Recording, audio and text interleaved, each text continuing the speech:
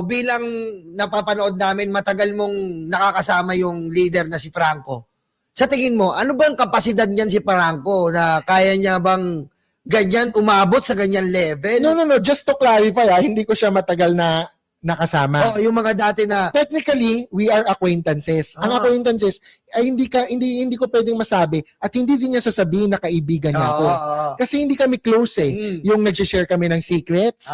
'Di ba? Yung lagi kami nag-hangout, magiinuman or manonood ng sine, magmo-malling. Hindi kami yung ganung kaibigan. Pero kilala ko siya. Nakilala ko siya panahon ni Duterte kasi naghahanap siya ng mga anti-Duterte na pwede niyang quote-unquote makausap. Meron siyang parang podcast or show din noon. 2 versus 2.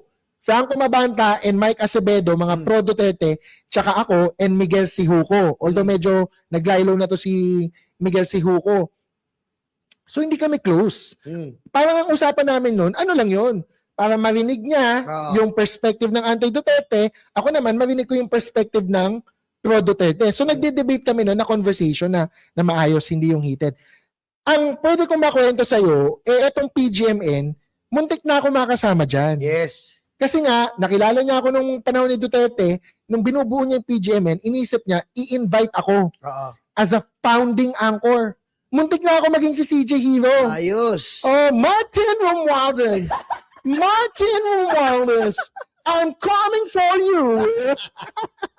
Hindi ko makopya ha, kasi kakaiba talaga yung babaeng yun eh. Tsaka mahirap i-copyain yun. Kaya na-copyright eh.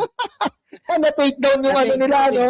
Oo, compilation ng ano eh, mainstream. Best hits compilation. Yun ang mainstream eh. Oh, galing lang ABS, galing lang GMA. Ano masasabi mo? Kumbaga, to cut the story short. Pero to go back, muntik na ako maging founding anchor, pero hindi ko siya tinanggap kasi nga, nakwento ni Franco na ang pwedeng pagkakitaan kung sasali daw ako sa PGMN, maliban doon sa monetization mula sa Facebook or YouTube, which is yun, legit yun ha. Maliban daw doon, pwede ako magkaroon ng commission pag meron akong dadalhing political client at may magbabayad na political client. Butik, parang ano pala, no? So sa akin, delikado yun kasi yung mga post ko, ayoko nagpo-post na parang pwede akong sabihin na wag mong i-post yan kasi bayad ka. Ayoko yun. O i-post mo yan. Controlled ka. Kasi yan ang binayaran ko. Kailangan ito yung sabihin mo. Hindi pwede. Kailangan ko anong totoong opinion ko, yun lang yung pinopost ko talaga. Attorney, ano masasabi mo ngayon na nagkaroon na ng cyber warrant dito, pumayag na yung korte, bubulat-latin na ang kanilang mga cellphone, laptop, iPhone 17, iPhone 17, Samsung Galaxy, 5 phones. Yes. Mga mamahalin ha? Mahalin. Anong masasabi mo dyan na sa tingin mo, maaari bang sumabog sa taong bayan ang talagang pag-extort di umano nila kay Martin Romualdez? Yun, mapapatunayan o hindi. Inaantay ko. Sige, bumibili ako ng popcorn.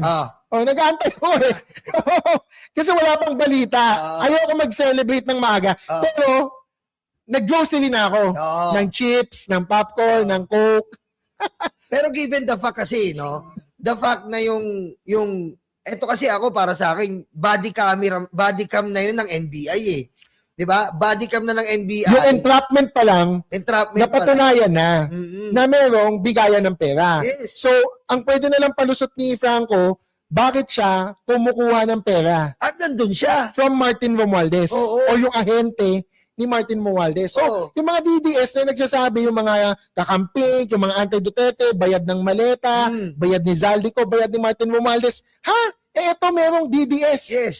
Na napatunayan kumukuha kay Martin Romualdez. Hindi natin pwede pa sabihin kung extortion or baka meron talaga silang business. Yun ang pwedeng depensa ni Franco. Binabayaran ako dahil meron ako talagang trabahong ginawa para kay Martin Romualdez. Pero ang tanong, nakikipag-trabaho pala siya kay Martin Romualdez. Nakipag-negotiate pala siya, di ba? Di ba? So yung maleta, hindi tayo. O sila yun. Ang kawawa si Franco, hindi siya dinidepensahan. Ng mga kapwa DDS. Nagtatanggol eh. Marcos loyalista daw siya. 6 na buwan lang siya naging social media director ni BBM. Nung vice president. Sinisanti siya. Ang totoo, hindi na siya renew. Kasi hindi natuwa sa trabaho niya si FL at si PBBM. So 6 months lang siya. Kaya nga eh. Hanggang ngayon, kung makikita mo, yung mga post niya, yung mga galawan niya, Oh. pang DDS. Kaso, nung na-entrap siya, hindi na siya dinidefend Tama. ng mga DDS. Oo nga eh. Pero eto naman, dumako naman tayo dito. Kamustahin naman natin. Teka, bago natin simulan, kamusta na po Pia Cayetano? Kamusta na po Alan? Kasi baka nagtatampo po sila pag hindi kinakamusta. Kaya bago namin simulan yung topic na to, kamusta po kayo? Sana po okay kayo. Ayan ito pong drama-rama, daig pa ang telenovela, daig pa ang Korean novela sa Netflix. Grabe, imbis na makita natin na humingi ng kapatawaran ang ating mga walang kwentang senador. Sorry po sa word mga kababayan wala po talagang kwenta Kasi huling-huli na po, talagang todo deny. Anong masasabi mo dyan, Attorney Falsis? Ikaw yata yung nakausap ko noon Oh. tungkol sa gaslighting. Yes. Na ang mga DDS mahilig sa gaslighting. Itong mga senador, parang ugaling DDS. Oh. Gaslighting. Ito yung katotohanan, Oo. pero binabaliktad nila, sinasabi nila, ito ang totoo. Oo. Ikaw ang hindi totoo. Oo. Kahit na tayo yung tama. Ang tama ay the Senate was not under attack. Yes. Ang tama, si Mau Aplasca ang nagkamali Oh. na nag-warning shot siya. Wala namang threat. Diba? Tinanong naman niya, law enforcer, NBI, pero nagpaputok siya. He was not under attack or under threat for him to give a warning shot. According to the PNP Operations Manual, hindi niya sinunod yung guidelines kung kailan ka nagpapaputok ng warning shot. Attorney, masingit ko lang Ikaw, pulis ka. Ikaw si Aplasca. NBI ako. Ba't mo ko warning shot? Otoridad ako. Hindi nga pulis si Aplasca Senate Security si Kaya nga Aplasca. sabi Hindi ko siya yung PNP. Hindi siya yung NBI or law enforcer na incumbent. Sabihin na natin, Aplasca, security guard ka lang, huwag kang umasta. So, hindi natin nilalang yung security guard. Pero ito kung umasta po kasi, di ba? Walang mali sa security guard. Yes. Pero kung security guard ka, Nakakita ka ng NBI, at may dumating na NBI sa building mo, pakaputok mo ba? properly identified, Yes. merong bulletproof vest ng Yes. NBI, Yes. ang nakasulat, Yeah. nagpakita naman ng ID or nagsabi, NBI ako, bakit ka magpapaputok? Di ba? Dapat na itotropahin mo Oo. Totropahin mo. O boss. Boss, O boss. Pareho tayong security. O, kamusta? What are you here for? Oo. O, gusto mo ng kape? Oh, di ba?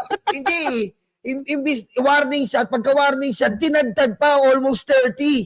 Di ba? Almost 30 shots. Hindi po galing sa labas, palabas.